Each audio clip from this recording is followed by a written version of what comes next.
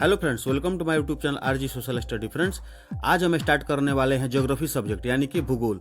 हम इस वीडियो में 30 ऑब्जेक्टिव देखेंगे और वो भी ऐसे ऑब्जेक्टिव देखेंगे जो कि परीक्षा के दृष्टिकोण से बेहद ही महत्वपूर्ण है। तो फ्रेंड्स, आप इस 30 ऑब्जेक्टिव को अंत तक देखें ताकि कोई ऐसा ऑब्जेक्टिव आपके बोर्ड परीक्षा में आने वाला हो जो आपसे छूट सके।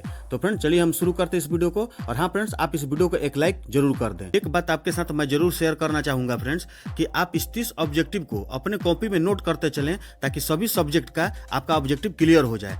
अभी तक 4 सब्जेक्ट का ऑब्जेक्टिव जा चुका है फ्रेंड्स, और ये आने वाले समय में सभी सब्जेक्ट का चैप्टर वाइज ऑब्जेक्टिव आपको मिलेंगे। इसके बाद जो जो आपका बोर्ड का एग्जाम नजदीक आएगा, आपको सेट मिलते जाएंगे। और फ्रेंड्स, आप सभी सेटों को क्लियर करते चलेंगे ताकि आपका बोर्ड का एग्जाम में किसी प्रकार की परेशानी कोई उत्पन्न नहीं हो। तो चलिए फ्रेंड्स, हम इस वीडियो को शुरू करते हैं। और फ्रेंड्स, वीडियो को लाइक करने के साथ ही अगर आपने अभी तक हमारे चैनल को सब्सक्राइब नहीं किया है तो सब्सक्राइब कर लें और बेल आइकन को प्रेस कर दें ताकि अगली वीडियो का नोटिफिकेशन यानी कि मैसेज आपको मिल सके। तो चलिए आइए हम शुरू करते हैं। ज्योग्राफी सब्जेक्ट का पहला चैप्टर है संसाधन एवं उपयोग, और इसका पहला जो क्वेश्चन है, कोयला किस प्रकार का संसाधन है।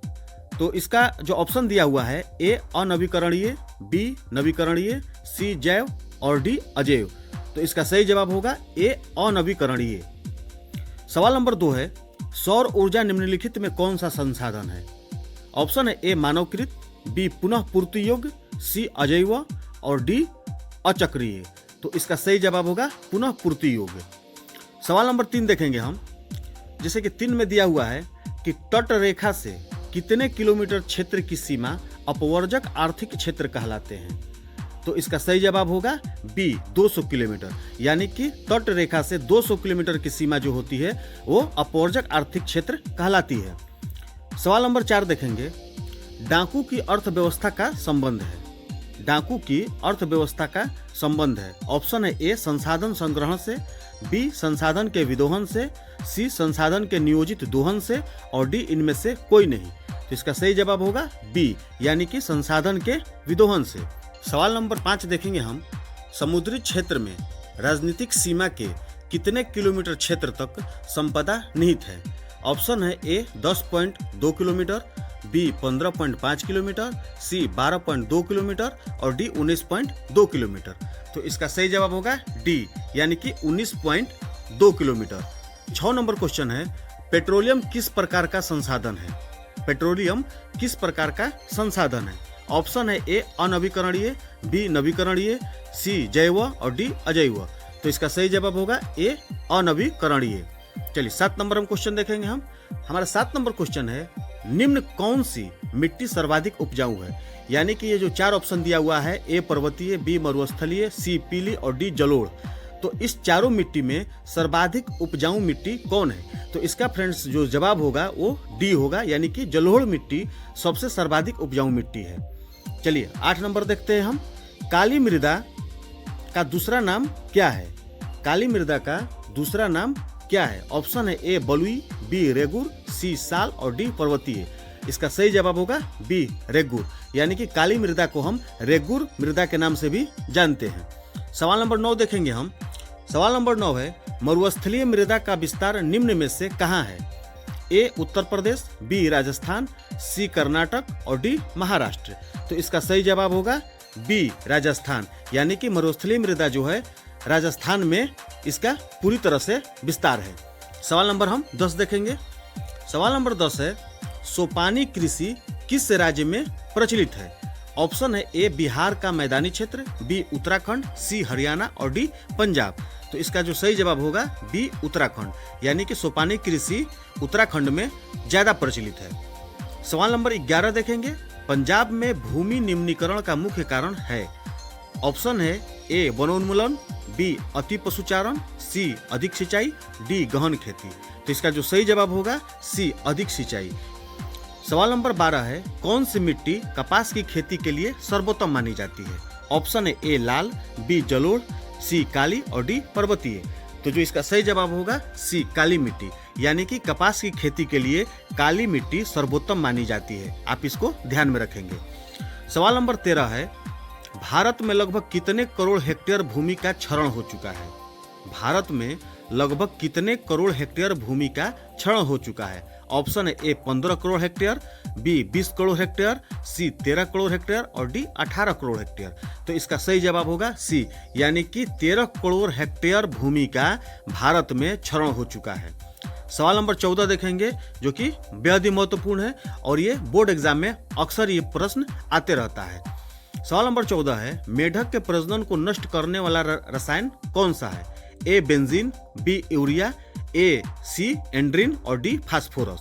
तो इसका सही जवाब होगा सी एंड्रीन, यानी कि मेढक के जो प्रजनन को जो नष्ट करता है उस रसायन का नाम है एंड्रीन। 15 देखेंगे, देश के बांधों को किसने भारत का मंदिर कहा था?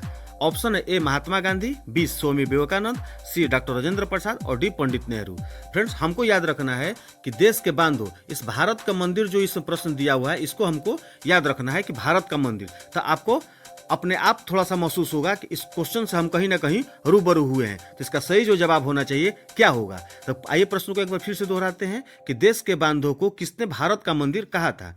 Option A Mahatma Gandhi, B Swami Vivekananda, D C doctor Rajendra Prasad और डी पंडित नेहरू। तो इसका जो सही जवाब होगा डी पंडित नेहरू, यानी कि देश के बांधों को पंडित नेहरू ने भारत का मंदिर कहा था। फ्रेंड्स, हम प्रश्न नंबर 16 की तरफ चलते हैं और आगे बढ़ने से पहले एक जरूरी मैसेज आपको दे दें कि आप इस चैनल के वीडियो में जरूर जाएं और जितने भी सब्जेक्ट का अभी तक ऑब्जेक्टिव और सब्जेक्टिव डाले हुए हैं आप उसको एक नज़र अवश्य देखें, क्योंकि परीक्षा के दृष्टिकोण से बेहद ही महत्वपूर्ण है। और एक मैसेज है कि सभी सब्जेक्ट के सभी चैप्टर से आपको ऑब्जेक्टिव और सब्जेक्टिव दिए जाएंगे। तो फ्रेंड्स, आप इस चैनल पर अवश्य बने रहें ताकि कोई भी सब्जेक्टिव और ऑब्जेक्टिव आपका प्रश्न नहीं छूटे।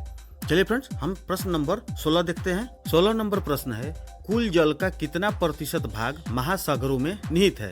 प्रश्न को समझने की कोशिश करेंगे कि कुल जल का कितना प्रतिशत भाग महासागरों में निहित है। ऑप्शन है 96%, 95%, 96.6% और 96.5%। तो इसका जो सही जवाब होगा डी, यानी कि महासागरों में जो प्रतिशत का भाग है जल का वो 96.5% है। 17 नंबर सवाल देखेंगे, बृहद क्षेत्र में जल की उपस्थिति के कारण ही पृथ्वी को कहते हैं। ऑप्शन है ए उजला ग्रह, बी नीला ग्रह, सी हरा ग्रह और डी लाल ग्रह। तो इसका जो सही जवाब होगा बी नीला ग्रह, यानी कि बृहद क्षेत्र में जल की उपस्थिति के कारण ही पृथ्वी को हम नीला ग्रह कहते हैं। 18 नंबर सवाल है, बिहार में अति जल दोहन से किस तत्व का संकेंद्रण बढ़ा है? ऑप्शन है ए फ्लोराइड, बी क्लोराइड, सी आर्सेनिक और डी लौह। तो इसका सही जवाब होगा सी आर्सेनिक, यानी कि बिहार में अति जल दोहन से आर्सेनिक तत्व का संकेंद्रण बढ़ा है। सवाल नंबर 19 है, प्राणियों के शरीर में कितना प्रतिशत जल की मात्रा निहित होती है? ऑप्शन है ए 55%, बी 60%, सी 65% और डी 70%। तो इसका जो सही जवाब होगा सी 65%, यानी कि प्रत्येक प्राणी के शरीर में 65% जल की मात्रा निहित होती है। आप इसको ध्यान में रखेंगे। सवाल नंबर 20 है, विश्व की कितनी प्रतिशत जनसंख्या भारत में निवास करती है? यानी कि पूरे विश्व में जितनी भी जनसंख्या है उसके अकेले भारत में कितनी प्रतिशत जनसंख्या जो है हमारे यहाँ भारत में निवास करती है? तो ऑप्शन है ए 16%, बी 18%, सी 20% और डी 22%। इसका जो सही जवाब होगा ए 16%। सवाल नंबर 21 है, निम्न में से कौन बिहार की प्रमुख नदी घाटी परियोजना है? ऑप्शन है ए दामोदर नदी घाटी, बी भाखड़ा नांगल नदी घाटी, सी रिहंद नदी घाटी और डी सोन नदी घाटी। इसका जो सही जवाब होगा डी सोन नदी घाटी, यानी कि सोन नदी घाटी बिहार की प्रमुख नदी घाटी परियोजना है। सवाल नंबर 22 है, भारत में 2001 में कितने प्रतिशत भौगोलिक क्षेत्र में वन का विस्तारण था? ऑप्शन है ए 25%, बी 19.27%, सी 20% और डी 20.60%। इसका जो सही जवाब होगा ऑप्शन बी, यानी कि 19.27%। हम आगे की तरफ चलेंगे, 23 नंबर देखेंगे। वन स्थिति रिपोर्ट के अनुसार भारत में वन का विस्तार है। ऑप्शन है ए 20.60% भौगोलिक क्षेत्र में, बी 20.55% भौगोलिक क्षेत्र में, सी 20% भौगोलिक क्षेत्र में और डी इनमें से कोई नहीं। इसका सही जवाब होगा सी, यानी कि 20% भौगोलिक क्षेत्र में, यानी कि वन स्थिति रिपोर्ट के अनुसार भारत में वन का विस्तार 20% भौगोलिक क्षेत्र में है। सवाल नंबर 24 देखेंगे, बिहार में कितने प्रतिशत भौगोलिक क्षेत्र में वन का फैलाव है? ऑप्शन है ए 7.1%, बी 19.5%, सी 5.5% और डी 10.5%। इसका सही जवाब होगा ए, यानी कि 7.1%। फ्रेंड्स ये 7.1% इसका सही जवाब होगा, यानी कि बिहार में 7.1% भौगोलिक क्षेत्र में वन का फैलाव है। सवाल नंबर 25 देखेंगे, पूर्वोत्तर राज्यों के 188 आदिवासी जिलों में देश के कुल क्षेत्र का कितना प्रतिशत वन है? ऑप्शन है ए 75%, बी 80.05%, सी 90.03% और डी 60.11%। तो इसका सही जवाब होगा डी, यानी कि 60.11%। सवाल नंबर 26 देखेंगे हम। सवाल नंबर 26 है, भारत के किस राज्य में वन का सबसे अधिक विस्तार है, यानी कि सबसे अधिक वन है? ऑप्शन है ए केरल, बी कर्नाटक, सी मध्य प्रदेश और डी उत्तर प्रदेश। इसका सही जवाब होगा सी मध्य प्रदेश, यानी कि भारत के मध्य प्रदेश राज्य में वन का सबसे अधिक विस्तार है। सवाल नंबर 27 देखेंगे, वन संरक्षण एवं प्रबंधन की दृष्टि से वनों को वर्गीकृत किया गया है, यानी कि कितने वर्गों में प्रबंधन की दृष्टि से वनों का वर्गीकृत किया गया है? ऑप्शन है ए 4 वर्गों में, बी 3 वर्गों में, सी 5 वर्गों में और डी इनमें से कोई नहीं। तो इसका सही जवाब होगा बी, यानी कि 3 वर्गों में वर्गीकृत किया गया है। सवाल नंबर 28 देखेंगे हम। सवाल नंबर 28 है, 1951 से 1980 तक लगभग कितना वर्ग किलोमीटर वन क्षेत्र कृषि भूमि में परिवर्तित हुआ? ऑप्शन है ए 30,000, बी 26,200, सी 25,200 और डी 35,500। तो इसका सही जवाब होगा ऑप्शन बी, यानी कि 26,200 वर्ग किलोमीटर वन क्षेत्र कृषि भूमि में परिवर्तित हुआ। सवाल नंबर 29 देखेंगे, FAO की वानिकी रिपोर्ट के अनुसार 1948 ईस्वी में विश्व में कितने हेक्टेयर भूमि का वन विस्तार था? ऑप्शन है ए 6 अरब हेक्टेयर, बी 4 अरब हेक्टेयर, सी 8 अरब हेक्टेयर और डी 5 अरब हेक्टेयर। तो इसका सही जवाब होगा बी 4 अरब हेक्टेयर। अब सवाल नंबर हम 30 देखेंगे, भारत का राष्ट्रीय पक्षी है। फ्रेंड्स आप सभी लोगों को ये सवाल मालूम होगा कि भारत का राष्ट्रीय पक्षी कौन है। तो इसका सही जवाब होगा सी मयूर, यानी कि भारत का राष्ट्रीय पक्षी जो है वो मयूर है। तो चलिए फ्रेंड्स, इस वीडियो में आज तक के लिए इतना ही। जल्दी मिलते हैं अगले वीडियो में अगले सब्जेक्ट के साथ। चलिए फ्रेंड्स, तब तक के लिए जय हिंद, जय भारत।